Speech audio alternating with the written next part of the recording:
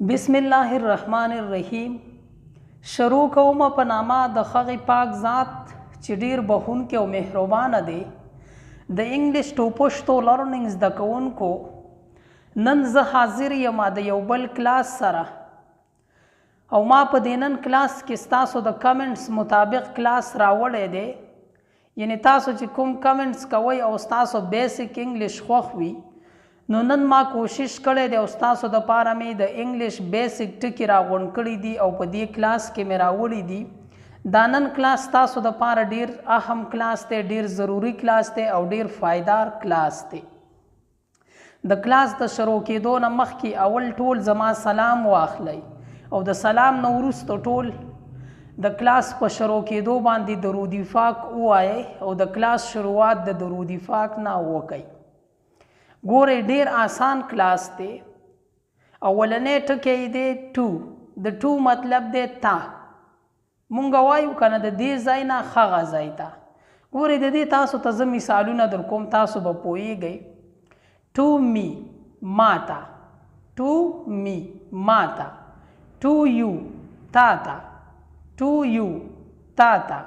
ګورئ هی گفټډ ټو می، هغه ماله تحفه راکړه.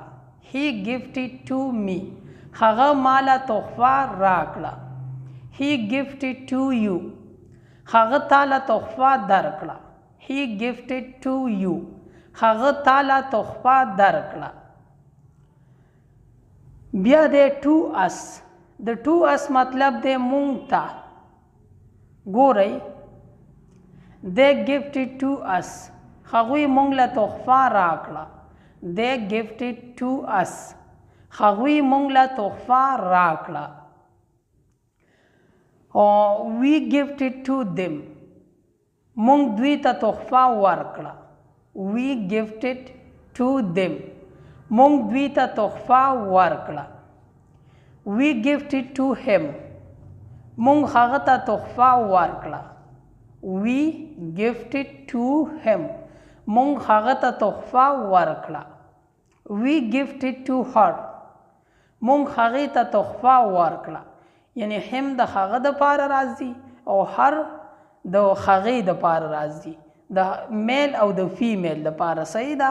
وی گفټډ ټو هر، مونږ هغې ته تحفه ورکړه. او بیا بل ټکی دی، دې ته تاسو وګورئ فار می. د فار می مطلب دی زما دپاره. فار می زما دپاره. This is for me، دا زما دپاره دی. This is for me، دا زما دپاره دی. This is for you، دا ستا دپاره دی. This is for you، دا ستا دپاره دی. That is for you، هغه ستا دپاره دی. That is for you، هغه ستا دپاره دی. This gift is for us، this gift is for us، دا تحفه زمونږ دپاره ده. This gift is for us، دا تحفه زمونږ دپاره ده. That is for them، دغه د دوی دپاره دی. That is for them، دغه د دوی دپاره دی. This is for him، دا د هغه دپاره دی. This is for him، دا د هغه دپاره دی. یعنی تاسو د فار استعمال ته ګورئ که نه. تاسو ته ما د ټکي په شروع کې ویل چې فار می، نو د فار د څه دپاره راځي؟ د پاره دپاره. او دا په دې جملو کې استعمالیږي، نو ستاسو په ذهن کې به کینی چې دا به مونږ څنګه استعمالو. ګورئ This is for him، دا د هغه دپاره دی. This is for him، دا د هغه دپاره دی. This is for her، دا د هغې دپاره دی. This is for her، دا د هغې دپاره دی. بیا بل ټکی دی with me. د with me مطلب دی ما سره. with me ما سره. with you تا سره. with you تا سره. ګورئ she came with me، هغه ما سره راغله. she came with me هغه ما سره راغله she came with you هغه تا سره راغله she came with you هغه تا سره راغله we will go with you we will go with you مونږ به تا سره ځو we will go with you مونږ به تا سره ځو he is going with us he is going with us هغه مونږ سره روان دی یعنی هغه مونږ سره ځي he is going with us هغه مونږ سره روان دی مونږ سره ځي I will go with him I will go with him زه به دوی سره ځم I will go with him زه به دوی سره ځم he will go with him he will go with him هغه به د هغه سره ځي he will go with him هغه به د هغه سره ځي he will go with her هغه به د هغې سره ځي he will go with her هغه به د هغې سره ځي بیا بل چې کوم ټکی دی مخکې ټکي ته تاسو وګورئ about me د about me مطلب دی زما په باره کې زما په باره کې about me زما په باره کې they talking about me هغوی زما په باره کې خبرې کوي they talking about me هغوی زما په باره کې خبرې کوي about you د about you مطلب دی ستا په باره کې about you ستا په باره کې ګورئ he is talking about you هغه ستا په باره کې خبرې کولی he is talking about you هغه ستا په باره کې خبرې کولی they are talking about us they are talking about us هغوی زمونږ په باره کې خبرې کولی they are talking about us هغوی زمونږ په باره کې خبرې کولی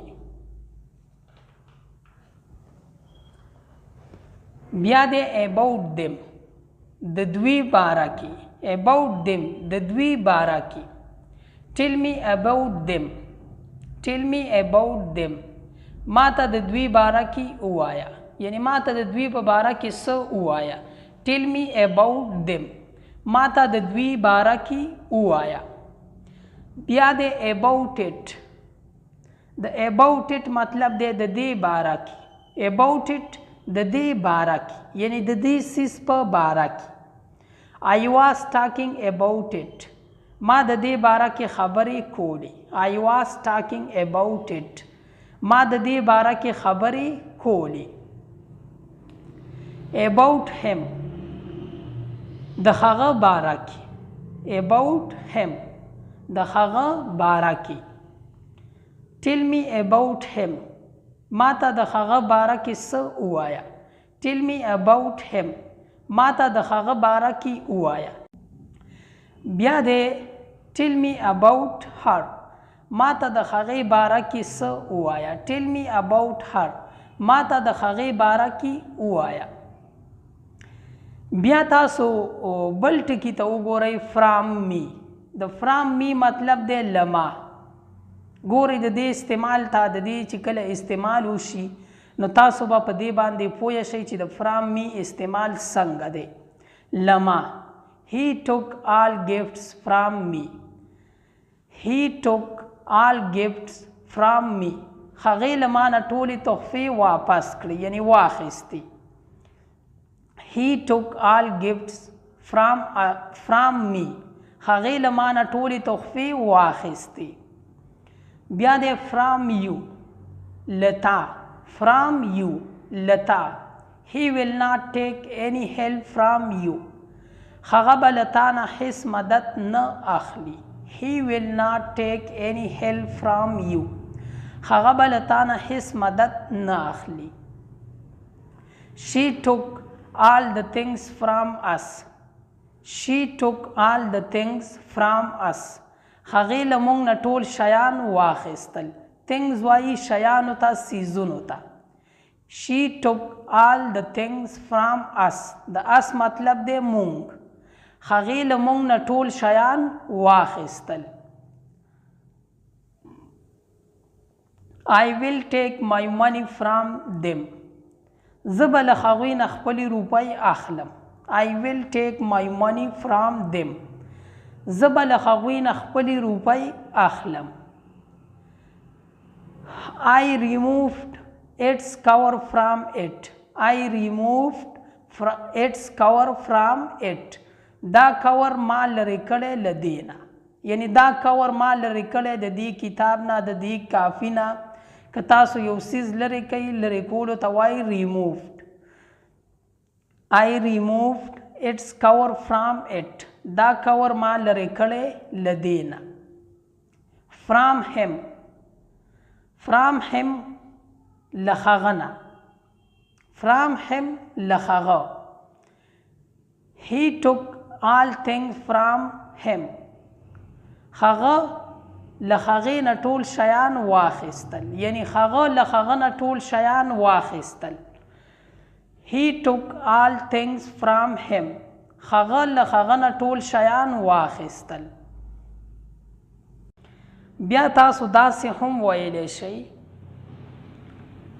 he took all things from her. یعنی هغه له هغې نه ټول شیان واخیستل. که تاسو د فیمیل خبره کوئ نو د جملې په آخره کې تاسو صرف ولګوئ خر. he took all things from her. هغه له هغې نه ټول شیان واخیستل. without me زمانه بغیر. without me زمانه بغیر. it is not possible without me. دا زمانه بغیر ممکن نه دی.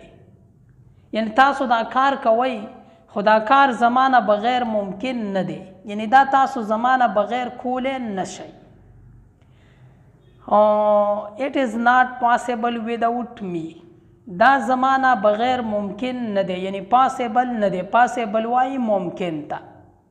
بیا دی without you ستانه بغیر. without you ستانه بغیر. it is not possible without you. دا ستانه بغیر ممکن نه دی. it is not possible without you.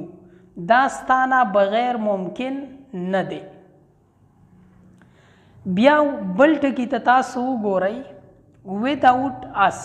without us د without us مطلب دی زمونږ نه علاوه. یعنی مونږ نه علاوه. he is gone without us. هغه مونږ نه بغیر لاړی. he is gone without us. هغه زمونږ نه بغیر لاړی. یعنی هغه زمونږ نه تپوس ونه کو زمونږ نه بغیر لاړی. یوازې لاړی مونږ ته یې هېڅ ونه ویل. he is gone without us. هغه زمونږ نه بغیر لاړی. we cannot do anything without them. we cannot do anything without them. مونږ د دوی نه بغیر هېڅ نشو کولی. we cannot do anything without them. مونږ د دوی نه بغیر هېڅ نشو کولی. this program is not possible without him. دا پروګرام له هغه نه بغیر ممکن نه دی. this program is not possible without him. دا پروګرام له هغه نه بغیر ممکن نه دی. یعنی پاسیبل نه دی. او بیا تاسو داسې هم ویلی شئ که د فیمیل خبره کوئ نو ویلی شئ this program is not possible without her.